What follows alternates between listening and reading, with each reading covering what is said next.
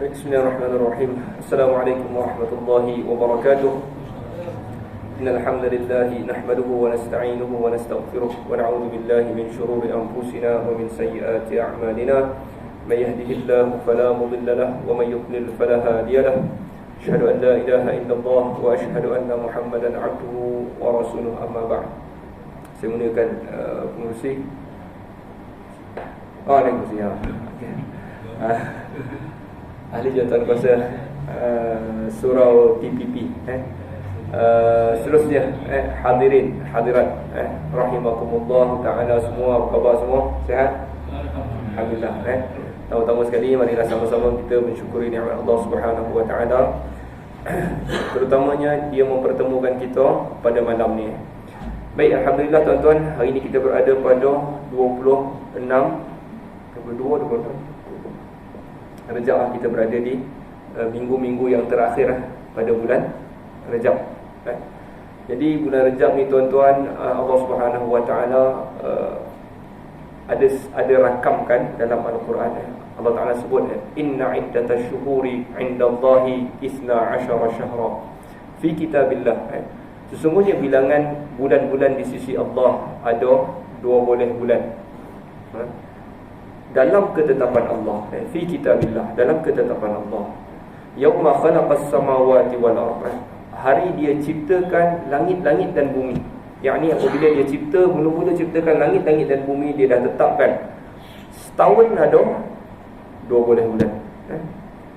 Lalu Allah Ta'ala sambung lagi, minha arba'atun hurum, daripada 12 tu tadi tu ada 4 bulan haram. Zalikat dinul qayyim, demikian itu adalah agama yang lurus. Fala tazlimu fihinna anfusakum, maka jangan kamu zalimi padanya diri-diri kamu. Jadi apakah 4 bulan haram yang disebutkan di dalam Al-Quran itu? Nabi SAW jelaskan di dalam hadis. Nabi sebut sekali lagi, as-sanatu 12 syahra, setahun 12 bulan. Minha arba'atun hurum, daripadanya ada 4 bulan haram. Nabi sebutkan Zulqa'dah, Zulhijjah wa Muharram wa Rajab Mudhar baina Jumada wa Sya'ban. Jadi Nabi sebut ada 4 bulan haram, 12 tahun 12 bulan. Ada 4 bulan haram, iaitu Zulqa'dah, salasun mutawaliyat. Nabi sebut, sebelum Nabi sebut bulan tu, Nabi sebut salasun mutawaliyat, 3 bulan betul-betul. Apa dia? Zulqa'dah, Zulhijjah, Muharram. Ini semua hujung tahun tu. Zulqa'dah, Zulhijjah, lepas tu masuk bulan Muharram. 3 ni betul-betul bulan haram. Lepas tu 1 dekat tengah-tengah, iaitu bulan Rejab. Rajab Mudhar, Nabi sebut Rajab Mudhar yang terletak di antara Jumada, iaitu Jamadil Akhir, dan juga Sya'ban, Rajab tu. So ada 4 bulan haram. Jadi kita hari ini berada pada bulan Rajab, bulan Rajab Arab sebut. Arab tak ada re, dia tak ada Rejab, dia sebut Rajab. Tapi tak apalah, kita Melayu kan jadi Rejab. Okey. Jadi Rejab ni tuan-tuan termasuk di dalam bulan-bulan yang haram. Apa maksud haram? Haram adalah haram kita mencemarkan kesucian bulan ni. Haram. Besarnya bulan ni, haram untuk kita menodai dengan menodai bulan ni ataupun pencemaran pada bulan ini berlaku dalam 2 bentuk. Satu, dia kita lakukan pada diri kita.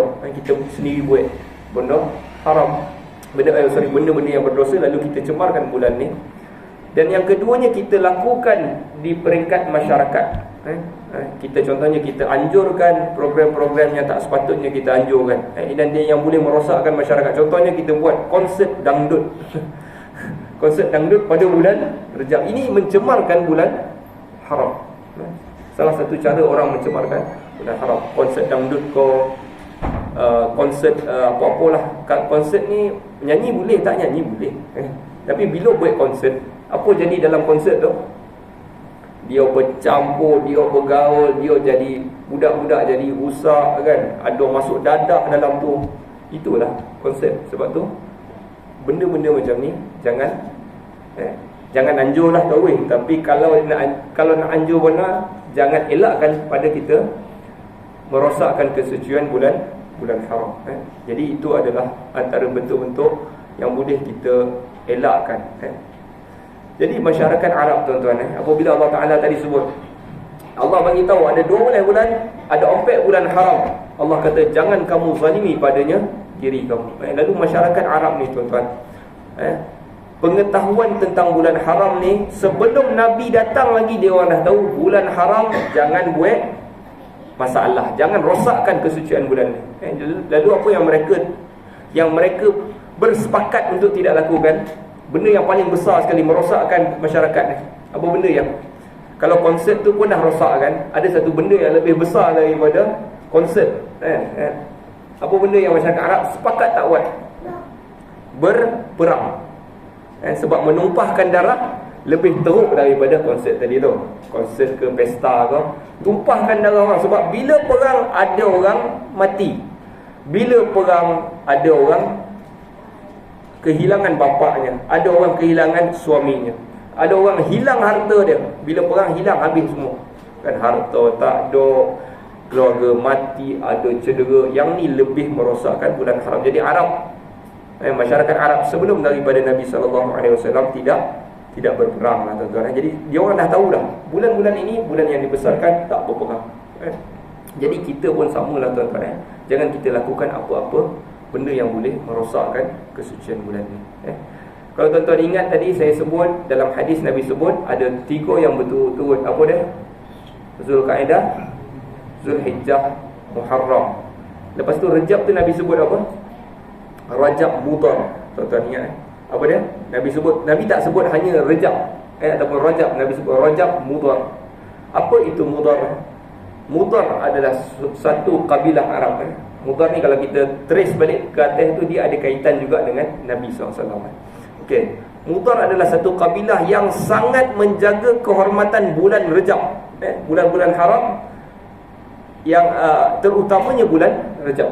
Sebab masyarakat Arab ni dia ada satu perangai, dia nak berperang juga, dia nak perang juga bulan ni, tapi nak masuk Rejab. Contohnya bulan Jamadil Akhir kan, Jamadil lepas Jamadil Awal, Jamadil Akhir, lepas tu masuk Rejab. Bila Jamadil Akhir tu, kita kena perang juga ni. Sebab perang ni salah satu antara cara masyarakat jahiliah untuk dapatkan sumber keuangan. Duit dah tak cukup, kabilah kita ni makin sikit simpanan ni, jadi kita perang, kita ambil kereta orang tu, simpan dekat kita. Tapi dah Jamadil Akhir ni, kalau kita perang, kita akan masuk bulan Rejab. Jadi apa dia orang buat? Orang-orang pandai masyarakat Arab ni, orang Arab ni, masyarakat Arab ni, tuan-tuan, sebelum Quran turun, adalah satu bangsa yang keras, kasar, bodoh. 3. Tak pandai, dia tak pandai. Sehingga Quran turun lalu memandaikan seluruh masyarakat Arab. Dulu dia orang ni tak pandai. Jadi yang pandai ni tak ramai. Lalu orang-orang yang pandai ni tadi tu nak perang juga. Okey, apa dia buat? Kita alihkan bulan Rejab ni. Kita alihkan dia, ataupun kita cancel dia bulan Rejab tahun ni. So Jamadil Akhir, Tauih masuk, skip bulan Rejab. Jamadil Awal, Jamadil Akhir, lepas tu patut Rejab, tak payah Rejab, Tauih masuk Syaban. Terus masuk Syaban. Itu tujuan. Dan perangai ni Allah Ta'ala sebut sebagai An-Nasi. An-Nasi. Allah kata innaman nasi ziyadatun fil kufr. Sesungguhnya perangai nasib ni tadi, nasib iaitu cancel bulan ni, ataupun alihkan bulan ni, kita tangguhlah, kita panjangkan Jamadil Akhir, kita tangguh bulan Rejab. Jadi perangai ni adalah An-Nasi. Allah kata sesungguhnya An-Nasi ni tadi ziyadatun fil kufr, menambah kekufuran. Ziyadatun fil kufr, menambah kekufuran. Orang yang buat ni orang kafir, dan dia dah nak kafir, Allah kata buat benda ni lagi, tambah lagi kekafiran. Sebab tu apabila Allah Ta'ala mula-mula saya baca ayat tadi tu, Allah kata setahun inna iddatasyhur, bilangan bulan di sisi Allah ada 4 bulan haram, zalika dinul qayyim. Allah Ta'ala sebut itulah agama yang lurus. Tuan-tuan, apabila kita ikut peraturan bulan ini, maknanya kita juga mengikut agama yang lurus. Kita tak alih-alih bulan. Sebab tu salah satu sumbangan Nabi SAW, iaitu dia membetulkan balik kiraan bulan. Nabi tu pun Nabi betulkan balik kiraan. Kalau tidak berterabur lah, dia alih bulan sini dah jadi berterabur dah alih kat sini, masuk ni panjang. Lalu bila kiraan tu jadi akan salah, sebab Allah dah tentukan lah setahun ada dah 12 bulan. Tuan-tuan, jadi bulan Rajab adalah bulan yang suci lah. Saya nak sampaikan kat sini, moral of the story dia adalah bulan yang mulia. Jangan kita kotorkan bulan ini dengan dosa. Jadi tuan-tuan, tidak ada satu amalan pun yang sahih daripada Nabi SAW, amalan khusus pada bulan Rajab, tak ada. Contohnya kita ada solat, dulu ada orang buat, iaitu solat nama dia solat raghaib. Solat raghaib masuk je bulan Rajab, Jumaat pertama bulan Rajab tu orang dirikan solat raghaib nama dia. Jumaat pertama bulan Rajab. Lalu didirikan lebih kurang 12 rakaat ke macam itulah. Setiap rakaat tu dibaca surah ni. Kesemua ini tidak benar daripada Nabi, tak buat. Dan sesiapa yang buat, kata Imam Nawawi, Imam Nawawi kata ini adalah bid'ah. Benda yang baru, yang jelek, yang kotor, yang jangan buat. Sebab Nabi tak pernah ajar. Kenapa kita cipta satu benda yang baru? Jadi jangan terlibat dengan apa-apa amalan khusus. Rejab tak ada amalan. Apatah lagi menyebarkan hadis-hadis palsu mengenai bulan Rejab. Siapa yang bagi tahu kawan dia masuk bulan Rejab dia selamat daripada api neraka, ada dengar? Pernah baca tak? Siapa yang bagi tahu kawan dia tentang kehadiran bulan Rejab, dia selamat daripada api neraka, pernah dengar? Hadis itu palsu, tuan-tuan. Jadi tidak benar daripada Nabi SAW. Jadi tidak ada satu kelebihan khusus ataupun amalan khusus tentang bulan Rejab. Ulama dah simpulkan tak ada. Cuma yang pasti bulan Rejab adalah bulan haram. Apa yang patut kita buat, habis tu tak payah buat apa-apa lah. Apa yang patut saya buat tadi, apa patut buat? Jangan buat dosa. Jangan buat dosa. Sebab ini bulan yang mulia. Lalu apa lagi yang disunatkan pada bulan-bulan haram ni? Disunatkan berpuasa. Disunatkan juga kita tambahkan, gandakan amalan yang biasa kita buat pada bulan-bulan lain tu. Kalau bulan lain tu biasanya datang solat, biasa dia baguslah orang yang datang solat dan lepas tu balik. Bulan Rejab buat apa? Solat 2 rakaat selepas solat fardu, kan? Ni pun satu hal juga, tuan-tuan. So, kadang-kadang kita sanggup tunggu wirid sampai habis, kita tunggu, kan? Tapi bila habis wirid tu kita balik, kan? Ataupun kita keluar, kan? Sedangkan patutnya habis solat tu kita tak duduk sekali dengan imam pun tak apa wirid ni. Kita bangkit, kita solat 2 rakaat, itu lebih utama. Solat sunat rawatib selepas daripada solat fardu ni, adalah solat-solat dia. Bukan semua. Solat asar tak ada selepas asar tak ada, subuh pun tak ada.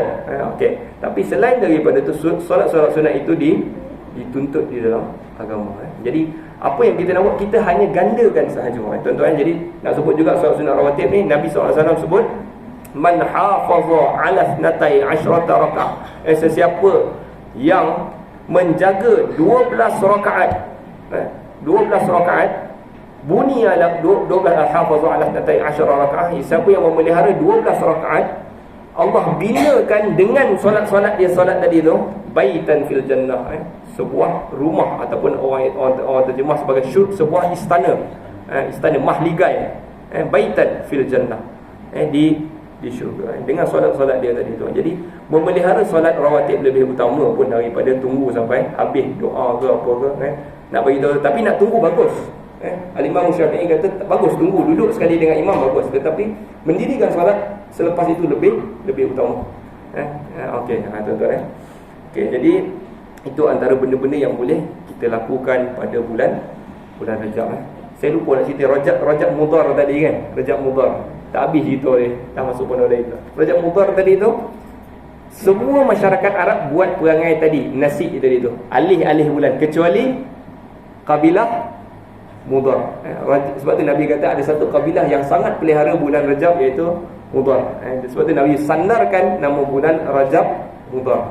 Yang lain ni perangai nak alih-alih bulan, ada benda-benda yang tidak sepatutnya dilakukan oleh orang Arab.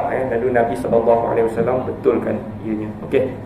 Jadi alhamdulillah kita clear pasal bulan. Tapi bulan Rejab ni pun dah habis dah di hujung bulan Rejab ni. Tapi teruskan amalan. Satu lagi tuan-tuan, bulan Rejab tadi, ayat yang mula-mula saya baca tadi, Allah Ta'ala sebut apabila Allah kata bilangan bulan ada 12, ada 4 bulan haram, itulah agama yang lurus. Lalu Allah Ta'ala tambah, jangan kamu zalimi diri-diri kamu padanya. Jangan zalimi diri. Apa maksud ayat ini? Ibnu Abbas faham, jangan buat dosa pada bulan-bulan haram ni. Jangan buat. Sebab apa? Dia memberi isyarat apabila Allah larang khususnya pada bulan-bulan haram. Ingin bona lah nak buat dosa ni kan, bulan haram. Contoh Lalu kata Ibnu Abbas, sesiapa yang melakukan dosa pada bulan haram ini, dosa dia pada bulan haram digandakan. Dosa pada bulan haram digandakan. Tetapi bukan nak warning ya tuan-tuan. Ada juga kebaikan, iaitu sesiapa yang melakukan kebaikan juga pada bulan haram, pahalanya juga digandakan. Dia seperti bulan Ramadan. Apabila orang melakukan dosa, apabila Allah Ta'ala bagi satu bulan yang baik untuk kita buat juga dosa ganda. Tapi kalau buat kebaikan pada waktu itu, pahala pun ganda. Begitulah bulan haram tuan-tuan. Jadi itu sikit sebanyak peringatan ataupun mukadimah kita berkenaan dengan bulan haram tuan-tuan. Okey, jadi kita masuk terus tuan-tuan pada tajuk kita. Kitab kita ni cerita apa tuan-tuan? Siapa ingat? Larangan-larangan syarak ada tuan-tuan. Okey, nama kitab kita larangan-larangan syarak. Nama dia dalam bahasa Arab Al-Manahi Asy-Syar'iyyah. Larangan-larangan syarak. Okey. Jadi last kali tuan-tuan, bulan Lopeh kita belajar tajuk apa? Tajuk tanya tuan-tuan. Saya saja je nak quiz tuan-tuan ni. Okey. Last kali kita bulan Lopeh kita belajar satu tajuk. Larangan ni adalah larangan babun nahyi 'anis sihri. Bab larangan daripada melakukan sihir. Jangan kita terbabit langsung dengan ilmu sihir. Ada larangan tu disebut di dalam Al-Quran, dan larangan itu juga disebut di dalam hadis. Dalam Al-Quran Allah Ta'ala sebut apa? Allah beritahu tentang orang-orang Yahudi yang mula mengamalkan sihir. Allah kata walaqad alimu laman ishtarahu ma lahu fil akhirati min khalaq. Orang Yahudi itu mereka dah tahu sesiapa yang membelinya, iaitu membeli ilmu sihir. Membeli itu maksud dia apa? Membeli dengan masa dia. Membeli bukan mesti dengan duit, kan? Beli dengan masa dia, beli dengan tenaga dia, ataupun beli dengan harta dia untuk dapatkan ilmu sihir itu. Allah Ta'ala beritahu ma lahu fil akhirati min khalaq. Dia tu nanti langsung tak ada habuan pada hari akhirat. Ma lahu fil akhirah min khalaq. Di akhirat dia ni tak ada habuan langsung, kosong. Itu maksud orang-orang yang terbabit dengan ilmu sihir. Betul kan? Ma lahu fil akhirati min khalaq. Jaga kita dengan ilmu sihir. Dalam hadis larangan dia apa? Nabi sebut ijtanibu ijtanibu sab'al mubiqat. Jauhi 7 benda, 7 dosa-dosa besar. Salah satu daripada 7 dosa-dosa besar itu apa dia? Sihir. Jadi ada banyaklah kita bincang kenapa sihir, cara-cara sihir, apa tujuan sihir. Satu dia apa dia? Tujuan dia adalah nak menyebabkan permusuhan. Okey, jadi bila kita nak bagi orang ni gaduh dengan orang ni kan, itu sihir lah, kan? Itu antara tujuan-tujuan sihir. Apabila kita nak start gunakan benda-benda sihir ni, ataupun kita nak dipanggil ta'attuf, sihrut ta'attuf. Sihrut ta'attuf ni nak tundukkan orang tu. Tundukkan dia ni koreh lah kepala tundukkan dia kan. Tundukkan sikit. So tu yang istilah Melayu pun ada benda-benda ni kan. Nak tundukkan suami lah, apalah. Itu semua benda-benda sihir. Jadi sihir ni ada beberapa cara. Antara cara yang pertama, dia baca pada simpulan tali tu, dia ikat kan. Itu salah satu cara sihir. Jadi ada orang baca pada jampi, ataupun dia buat pada simpulan dia tu, ataupun kedua dia gunakan ubat-ubat, bagi masukkan sikit dalam minuman dia ni. Yang tu juga salah satu sihir. Okey. Aduh. Okey, jadi itu kesemuanya adalah sihir dan kesemua ini adalah larangan di dalam agama. Tetapi adakah semua sihir itu syirik? Adakah apabila buat je sihir dia akan jadi syirik? Sebab sihir ni tujuannya adalah kerosakan semata-mata. Jadi tetapi pembuat dia tu adakah semuanya jadi kafir? Jadi itu juga telah kita bahaskan. Ada yang jadi kafir sebab kebanyakan sihir menggunakan wasilah syaitan. Jin lah, digunakan jin. Syaitan ni dari kalangan jin. Jin ni ada yang mukmin, ada yang muslim, ada yang kafir. Syaitan di kalangan yang kafir tadi tu. Jadi apabila nak buat sihir, dia akan gunakan bantuan jin yang kafir ataupun syaitan ni tadi. Dan syaitan ni suruh dia buat apa? Dia akan main-mainkan si pembuat ni tadi. Okey, kau semboleh lembu, semboleh lembu besar warna, semboleh ayam putih lah kan, kumpul darah dia tu kau minum lah. Benda-benda semua itu menyalahi dalam agama. Boleh ke minum darah? Tak boleh. Darah mengalir macam tu tak boleh minum. Jadi dia akan memain-mainkan benda-benda yang kita akan buat benda-benda dosa. Dan akhirnya kita kau tunduk kat dia 3 kali kau apa. Orang-orang yang buat macam ni akan terbabit dengan benda-benda yang syirik, lalu dia pun jadi kafir. Jadi sihir adalah satu benda yang dilarang di dalam agama. Tuan-tuan, jaga-jaga kita, jaga-jaga keluarga kita daripada terbabit dengan benda-benda ni. Dia mula-mula terbabit ni macam mana tuan-tuan? Dia start suka cari bomoh. Dia start cari bomoh kan. Cari bomoh lah dengan bomoh ni, pandai lah dia. Start lah. Dia akan terbabit lah. Jadi elakkan diri kita daripada jumpa ataupun percaya dengan bomoh. Okey, bomoh ni semua nanti kita akan masuk tajuk yang seterusnya. Hari ni kita nak masuk tajuk babun nahi, bab larangan an ityani, daripada mendatangi al-kuhan. Al-kuhan jamak bagi perkataan kahin. Kahin, kuhan dia macam ahli nujum. Ahli nujum iaitu orang yang meramalkan masa depan.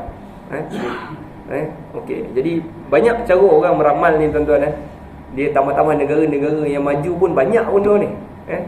Dia percaya dengan ramalan.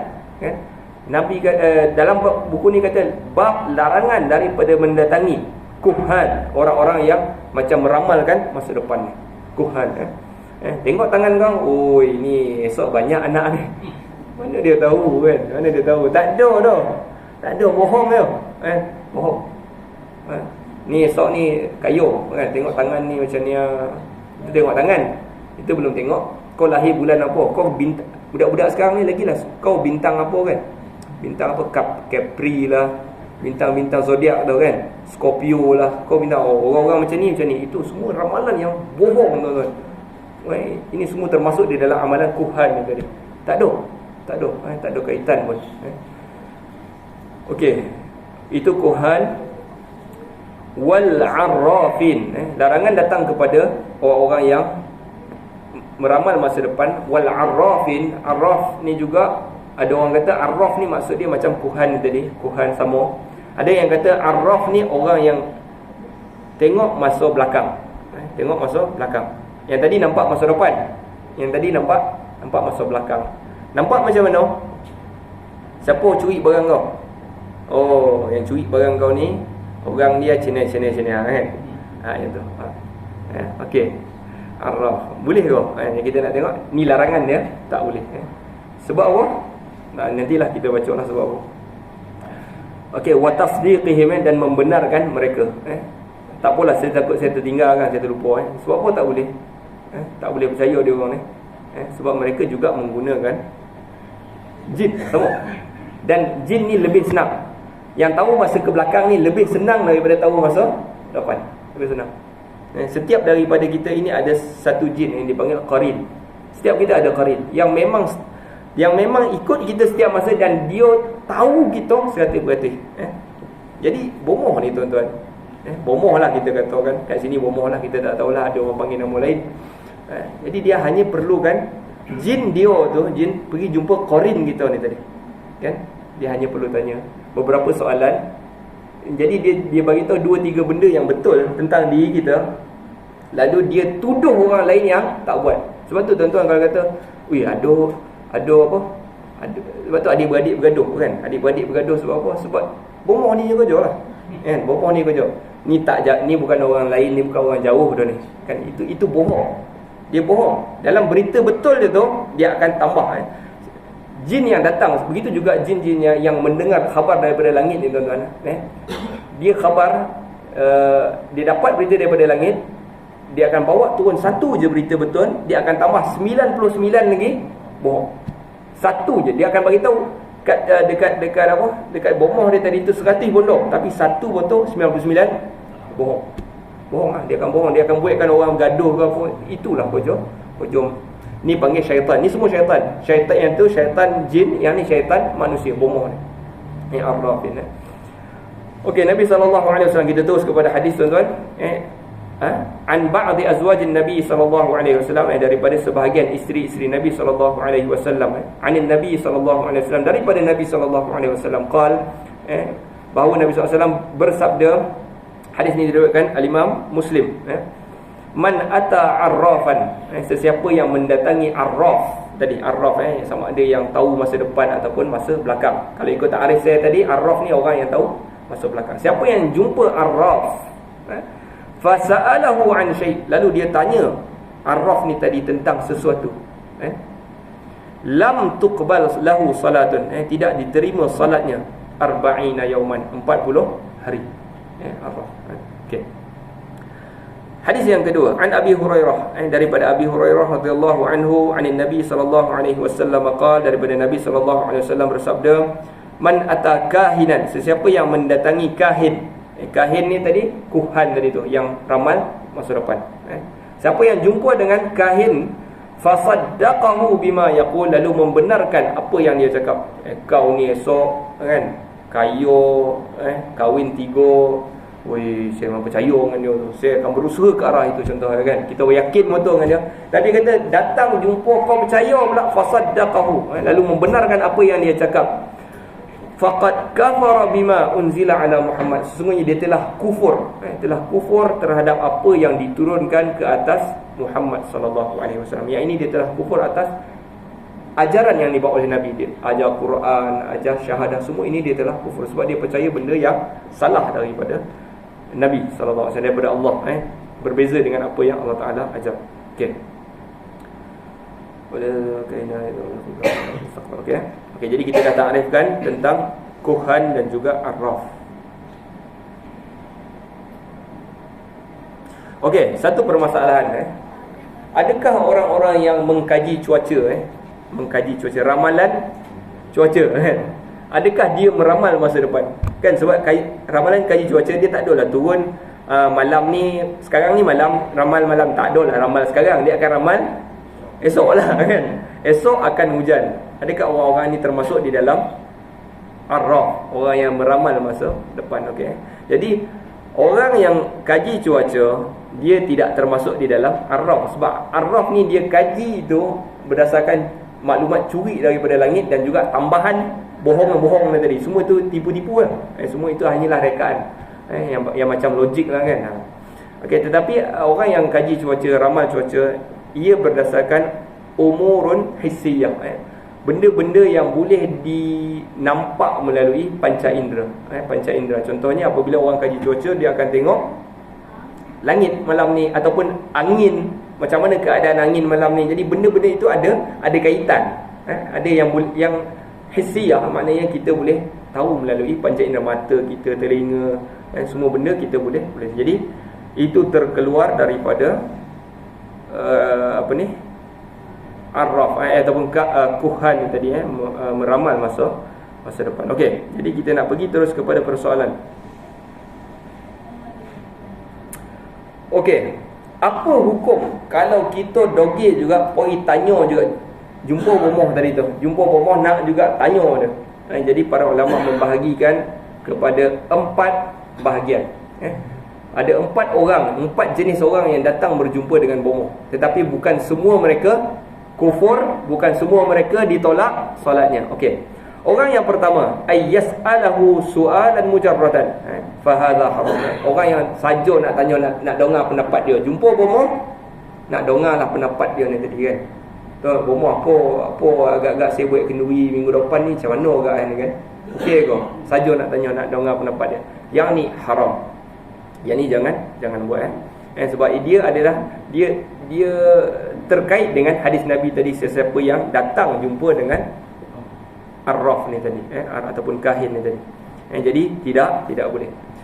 Baik, jenis yang kedua, al-qismus tsani ay yas'alahu fayusaddiquhu wa ya'tabira qawlahu fa hadha kufrun. Okey, jenis yang kedua pula, yang jenis tanya lepas tu dah tanya betul. Betul. Okey. Yang tu yang membetulkan itu termasuk di dalam kafir. Bukan setakat haram, perbuatan itu kafir. Sebab Nabi kata siapa yang datang dan percaya dia cakap, dia telah kufur terhadap apa yang Nabi SAW turunkan. Lianna tasdiqahu fi ilmi al-ghaib takdzibun lil-Quran. Ulama beritahu sebab apa kafir? Sebab apabila membenarkan dia membenarkan ilmu ghaib, benda esok ni tuan-tuan, ilmu tentang benda ghaib ni ataupun benda yang akan datang ni, ada tak orang tahu? Tak ada orang tahu melainkan Allah sahaja yang tahu. Tak ada. Malaikat juga tak tahu. Apatah lagi Nabi lagi tak tahu. Malaikat yang dekat dengan Allah Ta'ala pun tak tahu, kecuali apabila benda tu dah nak dekat, Allah Ta'ala baru bagi tahu malaikat. Tapi kalau lagi seminggu, lagi 2 minggu, malaikat pun tak tahu. Lalu bila orang bomoh ni tadi, dia kata dia jangka masa depan, dia ramal masa depan, kita boleh percaya. Lalu kita telah melakukan, kita dah menafikan Al-Quran. Allah Ta'ala sebut dalam Al-Quran, Qul, katakan wahai Muhammad, la ya'lamu man fis samawati wal ard, tidak ada yang tahu sesiapa pun di langit-langit dan bumi, al-ghaiba, perkara ghaib, illallah, kecuali Allah. Tidak ada yang tahu. Langit dan bumi, tak ada siapa yang tahu. Okey. Itu jenis yang kedua, tanya dan percaya. Jenis kedua ni tanya dan percaya. Tadi sajalah nak dengar pendapat haram. Yang kedua, tanya dan percaya, kafir. Kumpulan yang ketiga ataupun jenis yang ketiga, ay yas'alahu liyakhtabirahu, tanya untuk uji dia ni, kan? Dia ni betul tak, saja dia nak test dia lah. Saya banyak ilmu contohnya, kan? Tanyalah saja nak test dia ni, kan? Okey, hal huwa sadiq atau kadzib, adakah dia ni betul ke ataupun pembongak ya, kan? La li ajli ay ya'khudha biqaulih, bukanlah tujuan dia nak dengar sangat dia cakap tu, nak test dia. Fahadha la ba'sa bihi, maka yang ni tidak ada masalah. Tanya nak test tak ada masalah. Dan tidak termasuk di dalam hadis. Sebab Nabi SAW Nabi SAW pernah buat kerja ni, nak test bomoh. Tetapi ini bukan bomoh lah. Nabi dia bukan test bomoh. Nabi test dia pun, ada seorang lelaki di Madinah dipanggil sebagai Ibnu Sayyad. Ibnu Sayyad, tuan-tuan kalau tak pernah dengar Ibnu Sayyad, memanglah susah nak dengar, kan? Siapa nak cerita, Jadi Ibnu Sayyad silap mata. Okey, tapi Ibnu Sayyad ni tuan-tuan, dia adalah orang Yahudi, Yahudi yang tinggal di Madinah. Waktu Nabi berhijrah ke Madinah tu, Ibnu Sayyad ni kecil lagi. Kecil lagi, budak-budak lagi. Okey. Nama dia Safi. Dan Ibnu Sayyad ni, dia ni kadang-kadang dia ramal masa depan. Yatakahhanu, dia ahyanan, dia ramal masa depan, dan kadang-kadang betul dan kadang-kadang salah. Jadi dia di Madinah tu orang dia ramal dan betul, dan kadang-kadang salah. Okey. Lalu Nabi SAW, lalu khabar ni tadi, bila ada orang macam tu dekat kawasan kita, kat Rombau ni contohnya ada, kan. Jadi confirm orang beritahu, lalu dia terkenal lah Ibnu Sayyad. Lalu Nabi SAW datang dan test. Mula-mula Nabi nak dengar lah dia ni kata apa. Ibnu Sayyad ni tuan-tuan, sehingga Nabi ni pada peringkat awal Nabi ingat dia ni Dajjal lah tuan-tuan. Nabi ingat Ibnu Sayyad ni Dajjal. Yang tidak ada Nabi yang datang kepada umat manusia melainkan akan bagi warning kepada orang tentang Dajjal. Dajjal ni maksud dia, Dajjal kalau kita tengok maksud perkataan asal Dajjal ni kaki penipu, itu Dajjal.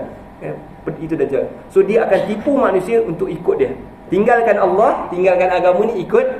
Itu maksud asal Dajjal.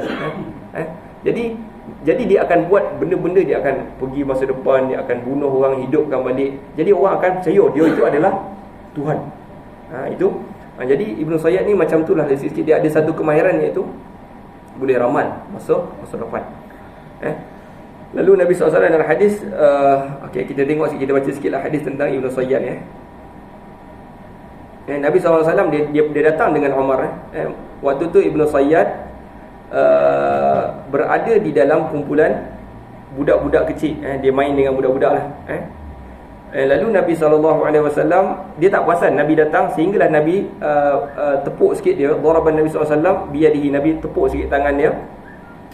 Kemudian Nabi kata kepada Ibn Sayyad, Nabi datang dengan Umar, lalu Ibn Sayyad tak perasan sebab dia duduk tengah-tengah budak-budak lah. Nabi tepuk tangan dia, Nabi tanya, tashhadu anni Rasulullah, kau bersaksi tak aku ini Rasulullah? Lalu Ibn Sayyad kata, fanazara ilaihi Ibn Sayyad tengok Nabi, lalu dia kata, ashhadu annaka rasulul amiyyin, rasulul ummiyin, aku bersaksi bahawa engkau adalah rasul yang ummi, yang tak boleh membaca. Dia bukan menghina tu, rasulul ummi bukan menghina, maksudnya itulah rasul. Dia boleh tahu banyak ayat, tapi walaupun dia tak boleh membaca, menunjukkan apa yang dia baca itu datang daripada Allah. Itu rasulul ummi, ummi. Faqala Ibn Sayyad, lalu lepas dia kata aku bersaksi engkau Rasulullah, Ibn Sayyad tanya pula kepada Nabi, dia kata, atashhadu anni Rasulullah, kau bersaksi tak aku pun Rasulullah? Ibn Sayyad tanya pula Nabi. Farafadahu, lalu Nabi pun tinggalkan dia. Waqala, lalu Nabi kata, amantu billahi wa bi rusulihi, Nabi kata, tak, aku beriman dengan Allah dan rasul-rasulnya. Faqala lahu, lalu Nabi tanya kepada Ibn Sayyad, madza tara, apa yang kau nampak? Yang kau duk renung, kau duk nampak masa depan, kau ramal masa depan ni. Lalu kata Ibn Sayyad, ya'tini sadiqun wa kazib, datang kepada aku ni orang yang benar dan orang yang menipu.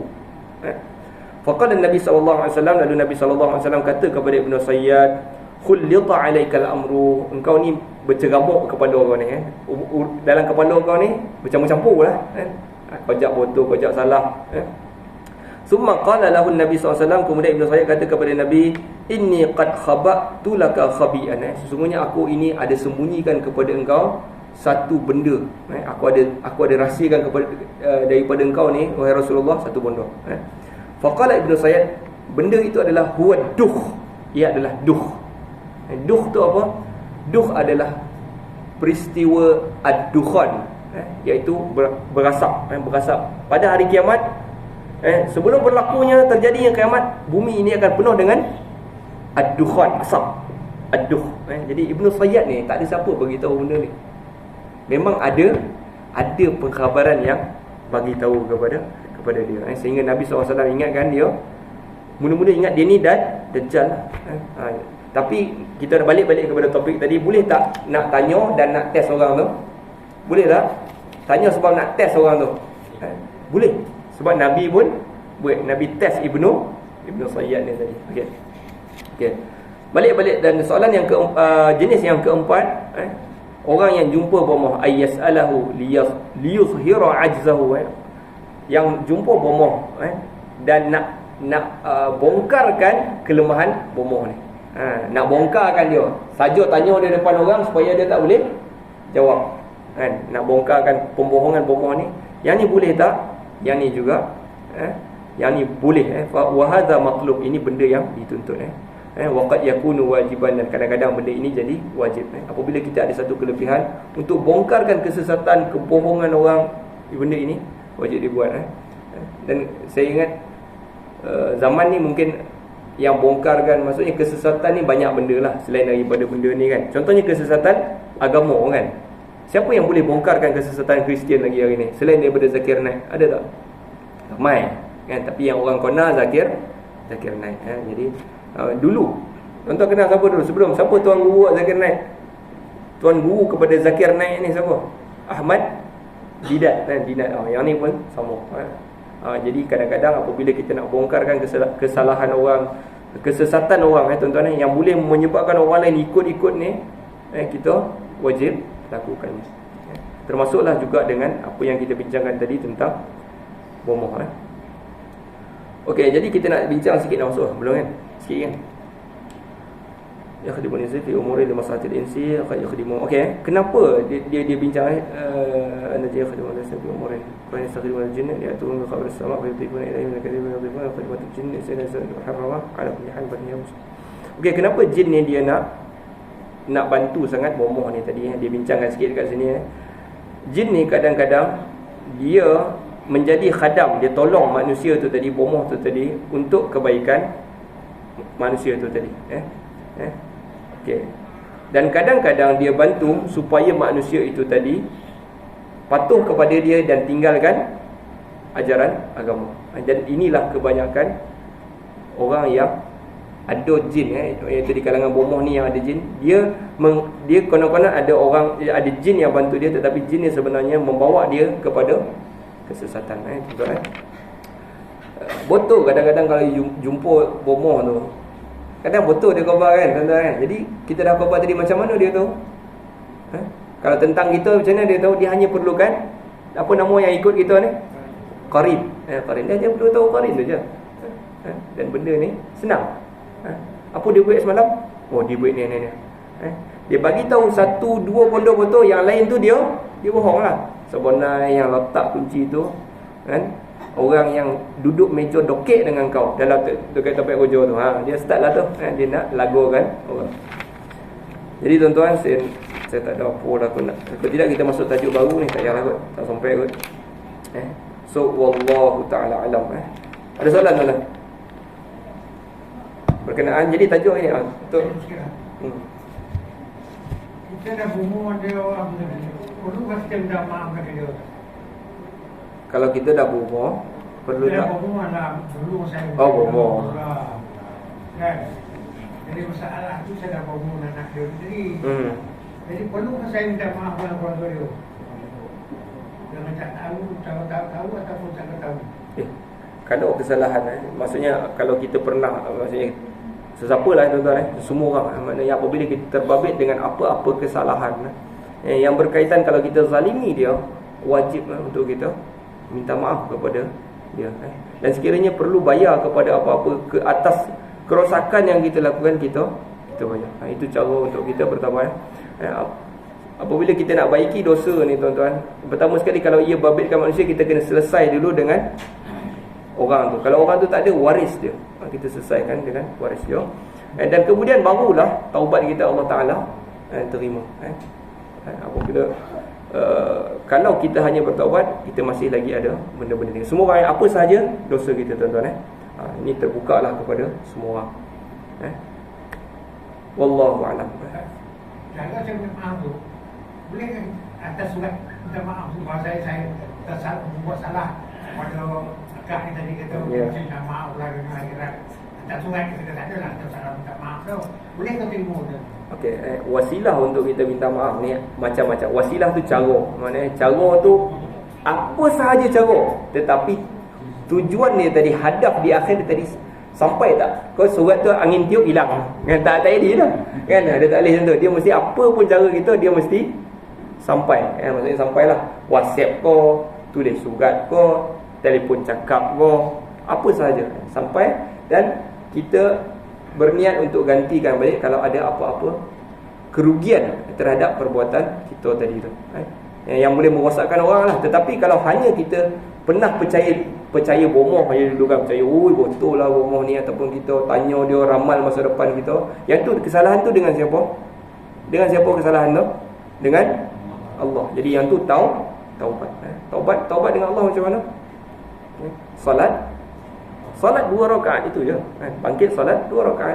Lepas tu walam yusirru ala ma fa'alu. Kemudian dia tak nak buat dah benda yang dia dah buat, itu je.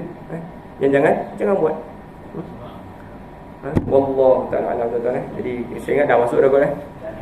Nasallallahu ta'ala yang fa'ala bima sami'na wa yaj'alana hudatan muhtadin. Sallallahu ala sayyidina Muhammad wa ala alihi wa sahbihi wa sallam. Alhamdulillahi rabbil alamin. Azan.